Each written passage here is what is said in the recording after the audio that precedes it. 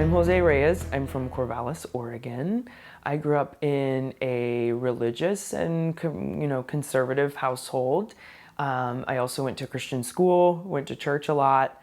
And so for me, always knowing I was gay, I felt often the need to kind of hide myself and conceal that. When I was 25 and in graduate school, I and my classmates and lots of people went to a conference. And while at that conference, I had seen a gentleman, a young guy, another student walking around, and we kept making eye contact and kind of like eyeing each other up and, kind of just clearly showing interest in each other. And so it was kind of fun, and I kind of just went with that because in the past I really hadn't, but at this time I was kind of like, hey, this feels good and I'm going to try this out and just, at least flirt. I think that is okay, and I felt okay with that.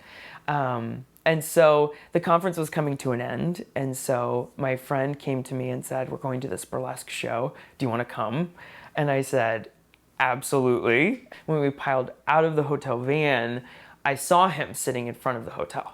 And just kind of, I've always been good at small talk, and I've never been real shy. And so I just sat down and we started talking. And our conversation was like light and, nice, and finding out where he's from and blah, blah. But at the end I said, well, we're going to a burlesque show tonight. Do you want to come?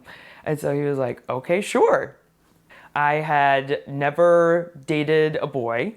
I had dated a woman for 9 months, but we never kissed. We held hands beyond anything like that. And so, never kissed a boy or a girl up to this point. And so, this was really, really new. He came with us and we were affectionate all night and, hugging and all this kind of fun stuff. And he was, I think, 6'4" and I'm 5'4", which meant that when he pulled me in for a quick little kiss, I went face first into his shoulder, which is probably exactly how I'd want my first kiss to go. Just totally wrong and awkward. And so it's a good memory.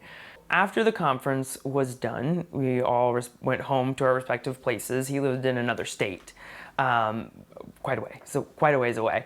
And so, we were chatting online, either Skype or IM or, things like that. I was always really excited because we set up times to do this. And so it was these kind of long distance dates. As time went on, I just built my hopes up more and more and more, and was thinking, trying to think of, well, when are we going to get together in person next? And, trying to plan out all those future eventualities of this is going somewhere. This is really, really cool. So we got to a point where, I was really excited to chat, and I was getting a somewhat kind of cold response.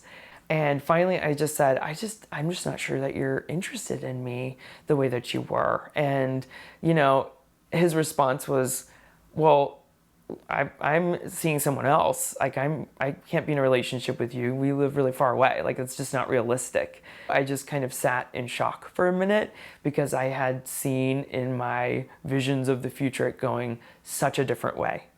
And so I wrote back something really quick okay, well then I'll talk to you later. I understand, bye. And signed off and sat in that shock for a little bit longer, and then just exploded into tears. Just exploded and just was sobbing and fell to the ground and just had this total outburst of what I call junior high drama of just disappointment. And I kind of realized I had never felt that before. And, thinking back about how there were other people that I knew who got to experience that in junior high, and that I didn't. I was 25 when it happened.